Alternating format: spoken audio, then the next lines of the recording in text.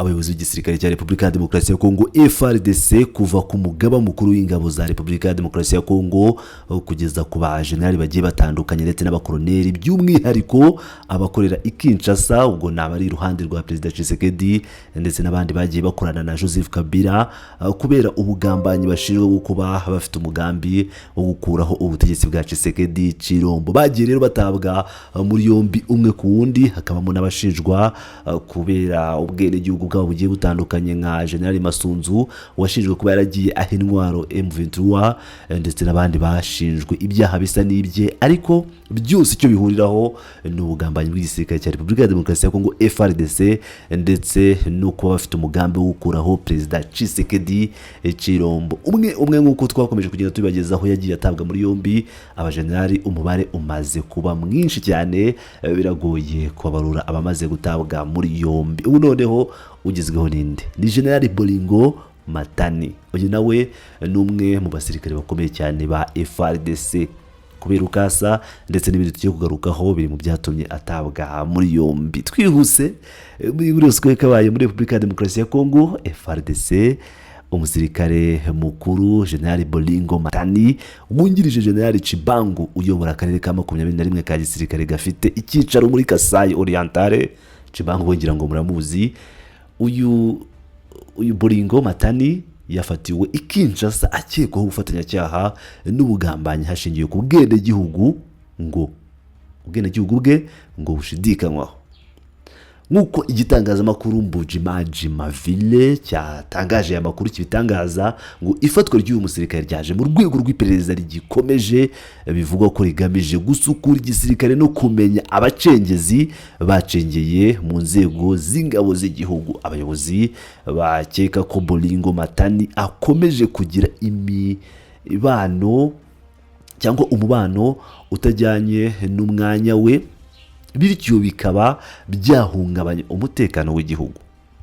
Nyuma yo gutabwa muri yombi, uyu musirikare yafungiwe muri CNC, Conseil National de la Cyberdéfense, ikigo cyihariye cy'inzobere kibanda hanini kuri dosiye zikomeye zifitanye isano n'umutekano n'ubutasi. Kuri ubu afungiwe yo mu gihe hagitegerejwe ko yimurirwa muri gereza ya gisirikare ya Ndolo, mu gihe ategereje kuburanishwa nyine asange bagenzi be bafungiwe Ndolo. Iri fatwa rye rije mu bihe bitoroshye muri Kasai Orientale, aho ibibazo by'umutekano na politike bikomeje kuba byinshi. Umwanya wa Bolingo Matani nk'umuyobozi wungirije w'umuyobozi w'akarere ka gisirikare biratera kwibaza ibibazo bikomeye bijyanye n'imikorere y'imbere muri FARDC ndetse n'uburyo bukoreshwa mu kugenzura ingabo za Repubulika Iharanira Demokarasi ya Kongo. Kugeza ubu inzego z'igisirikare n'ubutabera ntacyo ziratangaza kuri aya makuru, zivuga ko ari ukubera ko iperereza rigikomeje. Uyu Bolingo akaba asanzeyo abandi basirikare batandukanye mu nzego zikomeye cyane, no kuvuga ngo n'abasirikare bakuru ba FARDC bafuzwe bashinjwa gukorana na M23 no kugambanira igihugu, harimo no gukuraho Perezida Tshisekedi Chilombo kuva kuri ciwewe ukagenda. N'abasirikare benshi bamaze gutabwa muri yombi nk'uko dukomeje kugenda tubibagezaho. No kuvuga ngo rero uyu mugabo mubona, uyu Gen. Bolingo Matani niwe warugezweho muri uyu mukwabo ukomeye cyane mu gisirikare cya Repubulika Iharanira Demokarasi ya Kongo. Twese cyane rero tuvuye mu bijyanye no gutaha muri yombi aba basirikare bakomeje kugenda batabwa muri yombi, reka dukomereze muri updates zigezweho muri uyu mwanya. Drones za FARDC zikaba zibasiye ibirindiro bya AFC M23 aho bita Ilubelo. Bimeze bite rero? Indege z'intambara zitagira abadereva z'ihuriro ry'ingabo zirwana ku ruhande rw'ubutegetsi bwa Kinshasa zateye ibirindiro bitandukanye bya AFC M23 muri Lubero mu burasirazuba bwa Repubulika ya Demokarasi ya Kongo. Amakuru agera kuri Kivu Morning Post dukesha iyi nkuru avuga ko drones z'igisirikare cya Kongo FARDC zagabye ibyo bitero mu gitondo cya kare kuri iki cyumweru tariki ya 18 Mutarama 2026. N'ibitero bivuga ko byibasiye ibirindiro by'inyeshyamba za AFC M23 biherereye hagati ya Kipese na Lubero Centre muri territoire ya Lubero, nk'uko amakuru ahaturuka aho muri Lubero bitangaza.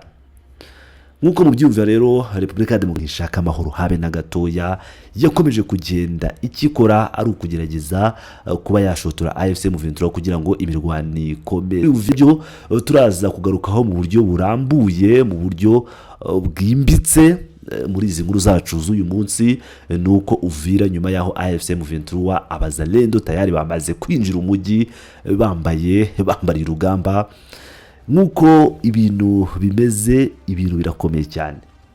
Ariko mbere yuko tuza kugaruka muri iyi nkuru, aza kubategurira uyu munsi n'ubundi ngomeje kugenda nshaka amakuru cyangwa mu buryo butohojwe neza kugira ngo mbagezeho amakuru yuzuye neza. Reka mbanze mbagezeho amakuru avuga ku gace ka Poezero twirwaneho yirukanyemo ingabo z'u Burundi, uburyo ari ingenzi mu buryo bukomeye cyane. Twise cyane rero muri iyi nkuru ya Poezero, umutwe wa MRDP twirwaneho wiyemeje kurengera abanyekongo mu bwoko bw'abanyamurenge kuwa gatanu tariki ya 16 Mutarama wigaruriye agace ka Poezero gaherereye muri territoire ya Fizi mu ntara ya Kivu y'Amajyepfo. Abarwanyi b'uyu mutwe bigaruriye kariya gace nyuma yo kukirukanamo ihuriro ry'ingabo za leta ya Kongo Kinshasa zirimo FARDC, ingabo z'u Burundi, abarwanyi ba Wazalendo na FDLR. Imirwano yasize aka gace gafashwe yari yatangiye mu gitondo cyo kuwa 4 w'iki cyumweru. Kubera iki rero Poezero ari ingenzi?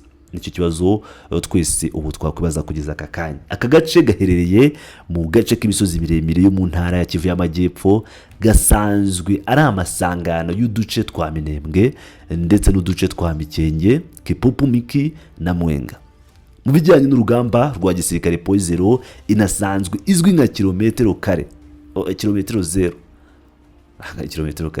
zero, ifatwa nk'ingenzi cyane kuko uyirimo aba anafite ubushobozi bwo kugenzura ingendo zose z'imodoka zijya mu Minembwe no muri Tombwe.